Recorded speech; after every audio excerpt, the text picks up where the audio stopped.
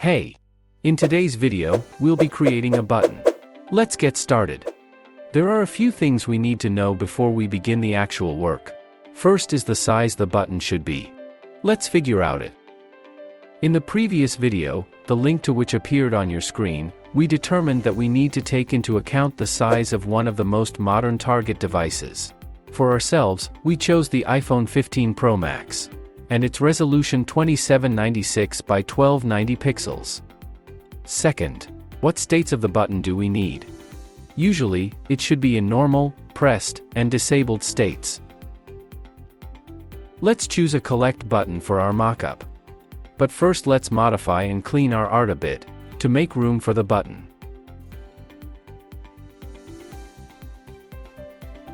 Approximately select the size of the button.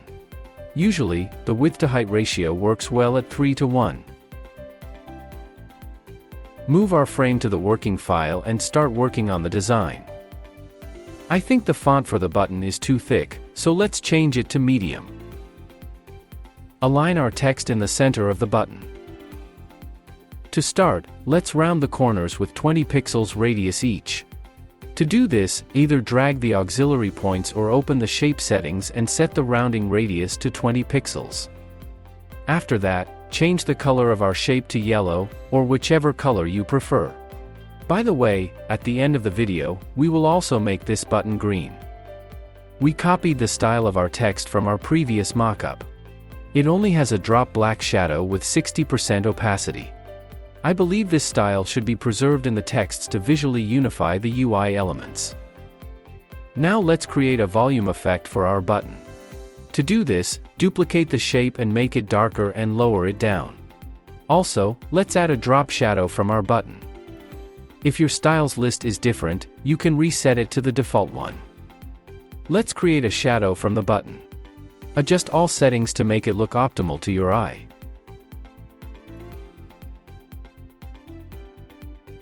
Now let's create a light contour for our top plane. To do this, use an inner shadow with vivid light mode.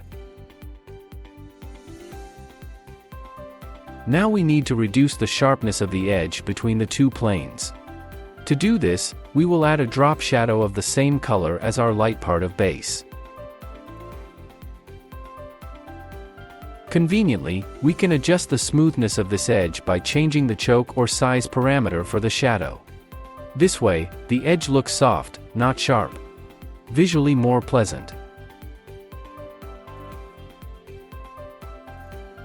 Now let's add a gradient to the top plane of the button to simulate a light transition. I want the button to look like it's slightly concave inside. So the upper part of the plane should be slightly darker. On the default gradient, remove the colors we don't need. We need the light end of the gradient to be completely transparent, and the dark end of the gradient not transparent. You can take a dark color like the color of our extruded part. This way, we get a slight effect of a curved plane. Now let's create an additional highlight for the near edge. Make the width the same as the buttons. A height of 8 or 10 pixels will be enough. Note that I deliberately adjust all dimensions from odd to even. This is a golden rule to follow in game development for optimizing resources during compression. Subtract 20 pixels from each side.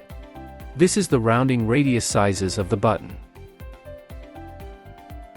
Add a gradient to our strip with maximum brightness in the center.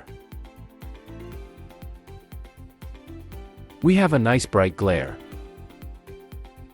Now to make it less sharp, let's convert it to a smart object and add blur using Gaussian blur. Wipe the edges using a mask.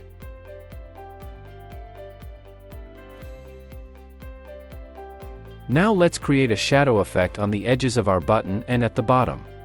This will visually detach the button from the background even better. Duplicate our shape. Extend it to the bottom of the button. Leave the fill value equal 0, so only the layer style is visible. And add a short inner shadow at a 45-degree angle on both sides.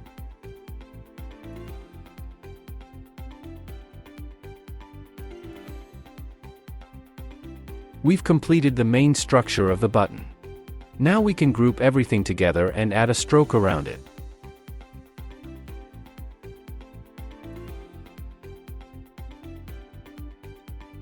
We see that the stroke makes our shadow non-transparent. To avoid this, move the layer with the shadow outside the group. If you have artifacts from any effects, create a button shape mask and apply it to the folder. Then we'll have a clean stroke. Additionally, we can add a slight dark color transition to the extruded part. Duplicate the shape. Add an inner shadow.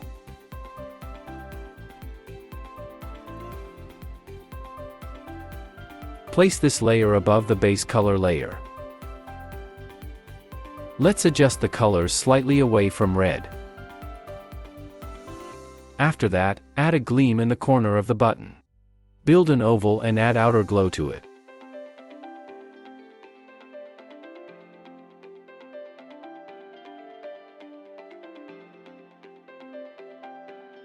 Rotate it 45 degrees. Move it to the corner.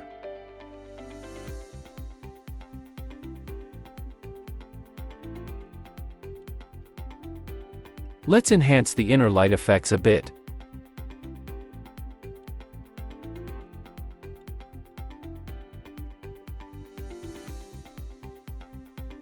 After this, group our button and see how it will look on our mockup.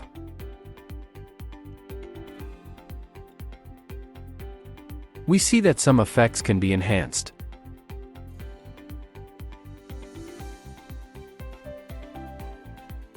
Also, it would be good to add a strip of light at the top of the button to better highlight its silhouette.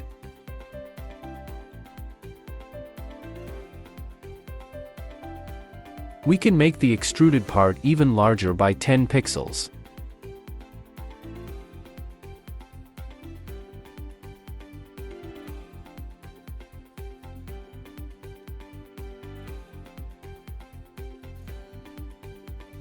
Let's create another state for our button. To make our button in a pressed state, we select all layers of the top plane and move them down by 20 pixels. This shows that our button is pressed and we can't see the extruded part. Change the color of the text and the base of the button to slightly darker.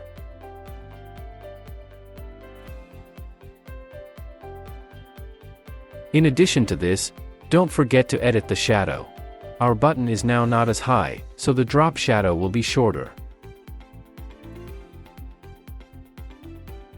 And reduce all light effects by half.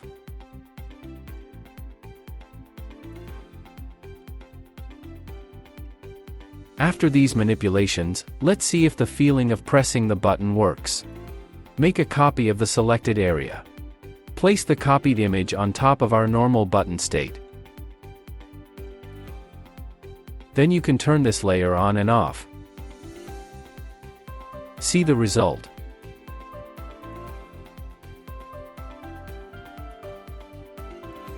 I think the base color of the normal button state can be made even lighter. And the gradient of the entire plane even darker.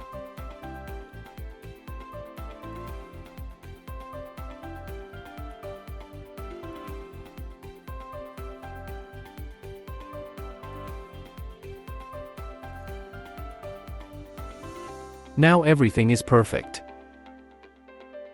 And the last but not least state for our buttons.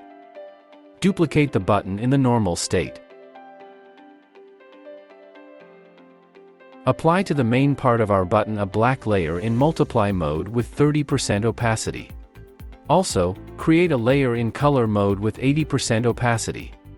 Button text opacity, 80%. Disabled button, done. In this way, we got 3 buttons that we can work with.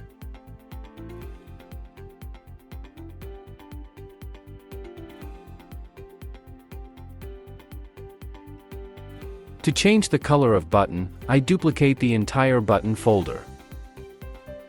Then, one by one, I change the color of each layer and effect. Light yellow to light green. Dark yellow to dark green.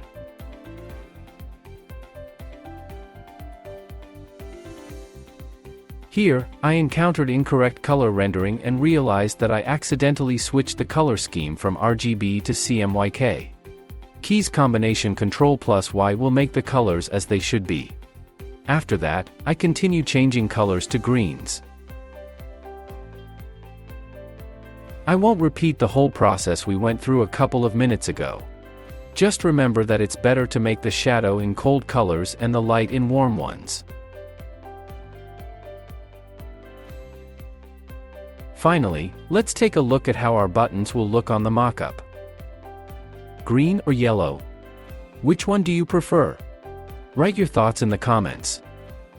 But for today, that's all. See you soon. Bye.